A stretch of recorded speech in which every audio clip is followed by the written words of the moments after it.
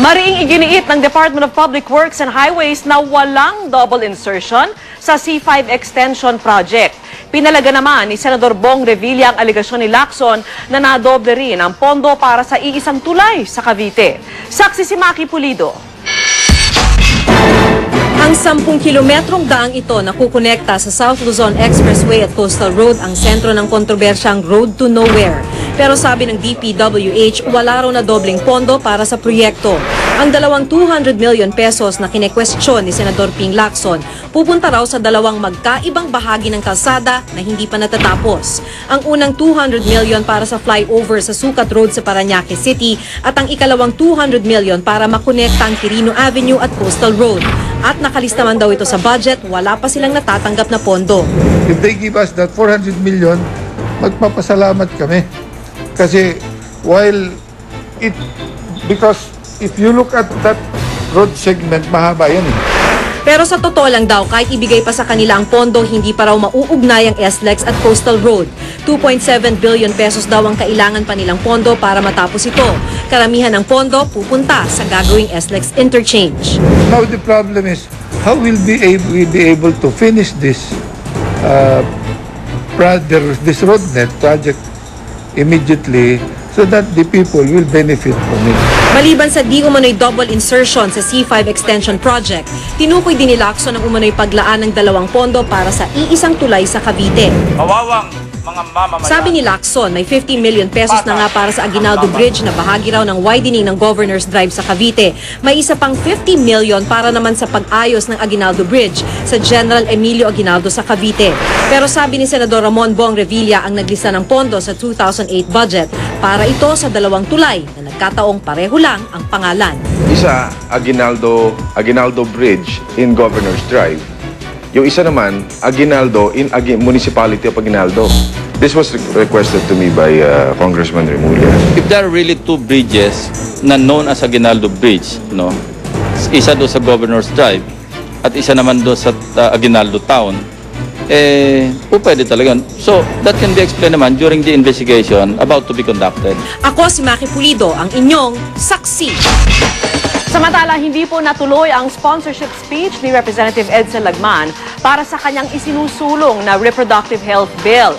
Nakansela kasi ang sesyon ng Kamara dahil sa kawalan ng quorum. Nakaabang pa naman sa plenaryo ang grupong sumusuporta at kontra sa kontrobersyal na panukalang batas. Kung dismayado ang mga pro-health bill group, nagbunyi naman ang pro-life group sa kanilang tagumpay. Tiniyak naman ng pro-health bill group na babalik sila sa Kamara sa susunod na linggo para ituloy ang kanilang ipinaglalaban. Humarap si Suspended Court of Appeals Associate Justice Jose Savio Jr. sa unang araw ng investigasyon ng Department of Justice kaugnay sa umano'y suhulan sa Appellate Court. Inihain ni Savio ang mga affidavit na una na niyang ibinigay sa 3-man panel ng Korte Suprema. Kinuwento ni Savio sa DOJ panel ang umano'y tangkang panunuhol sa kanya ng negosyanteng si Francis Roa Debora kapalit ng pagpabor sa Meralco. Ayon kay Justice Undersecretary Ernesto Pineda, chairman ng panel, kung may testigong maihaharap si Savio kaugnay sa umano'y suhulan, maaari nilang palawakin ang investigasyon. Kung talagang we want to go down to the bottom of this case, somebody must come out as a witness. Kung walang witness, how can we proceed? Baghdad, Iraq, nabalot po ng makapal na alikabok dahil sa sandstorm. At Transformer star Megan Fox umaming may nakarelasyon na kapwa babae. Saksihan po natin ang mga eksena sa iba't ibang panig ng mundo. Sa China, posible raw na malagdagan pa ng hanggang 30,000 ang mahigit 1,000 sanggol na nagkasakit sa bato dahil sa kontaminadong gatas. Yan ang pangamba ng abogado ng mga apektadong pamilya, bagay na sinusugan ng Health Ministry ng China. Humingi na ng paumanhin ng kumpanya na sangkot sa milk contamination, sabay paliwanag na dinagdagan ng kanilang supplier ng kemikal ang kanilang gatas para magmukhang mataas ito sa protina. Naaresto na rin ang 2 sangkot na supplier. 2 araw ng halos zero visibility sa Baghdad, Iraq dahil sa sandstorm. Pahirapan ang paglalakbay sa mga kalsada. Sarado rin ang airport. Marami naman ang itinakbo sa mga ospital dahil sa problema sa paghinga. Hindi halatang kapapanganak lang nitong Pebrero ni Jennifer Lopez sa pinakitang lakas sa isang triathlon for a cause. Ang buong karera, tinapos lang ni J-Lo sa loob ng 2 oras 23 minuto at halos 40 segundo. Lumahok din sa karera sina Matthew McConaughey, mag-asawang Felicity Hoffman at William Macy at tennis star Anna Kournikova. Sa kanyang kaseksihan at kagandahan, sino nga bang mag-aakala na ang bagong it girl ng Hollywood na si Megan Fox ay minsan dig na in love sa kanyang kapwa babae. Si Megan mismo ang umamin niya nang magpa-interview siya sa isang men's magazine. 18 taong gulang daw siya noong makarelasyon ng isang stripper. Pero paglinaw ng Transformer star, hindi siya lesbian. Sa ngayon ay kaon niya ang dating Beverly Hills 90210 actor na si Brian Austin Green. Para sa saksi, Aubrey Carampel nag-uulat. Samantala, tataas po ang singil sa tubig na sakop ng East Zone ng Manila Water simula sa unang araw ng Oktubre. Ayon kay Jeric Sevilla, Corporate Communications Manager ng Manila Water, 31 sentimo kada cubic meter ang dagdag singil. Ibig sabihin, ang isang ordinaryong household na kumukonsumo ng 30 cubic meter kailangang magbayad ng dagdag na halos 6 pesos at 50 centavos. Paliwanag ni Sevilla, ang paghina ng halaga ng piso ang dahilan ng dagdag singil. Isang kabayo ang tumumba sa Pasay dahil na rin sa init ng panahon. Dadalhin sana sa isang veterinaryo sa Malibay, Pasay ang kabayo para ipagamot ang bukol nito sa paa. Pero tila lalo itong napasama dahil bigla itong hinimatay sa bandang tramo. Galing pa kasi sa Sampaloc, Maynila ang kabayo. Iniinalang sobrang init at pagpipigil sa pag-ihi ang dahilan ng panghihina ng kabayo. Nakabangon naman ang kabayo pagkatapos po ng ilang minuto. Sa ating showbiz saksi, binasag na rin po ng producer at talent manager na si Rose Flaminiano ang kanyang katahimikan kaugnay sa hindi nila pagkakaunawaan ng alagang si Gabby Concepcion. Dinamanda ni Mommy Rose si Gabby dahil sa pag-atras nito sa nilagdaang management contract.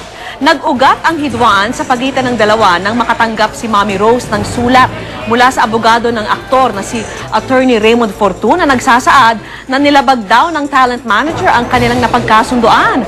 Bagay na mariilamang itinanggi ni Mommy Rose. Ayon naman kay Attorney Fortun, handa nilang harapin ang demanda.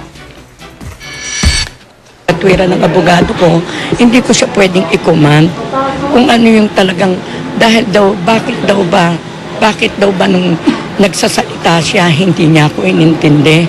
Bakit ngayon ako na naman na mag-iintindi sa kanya?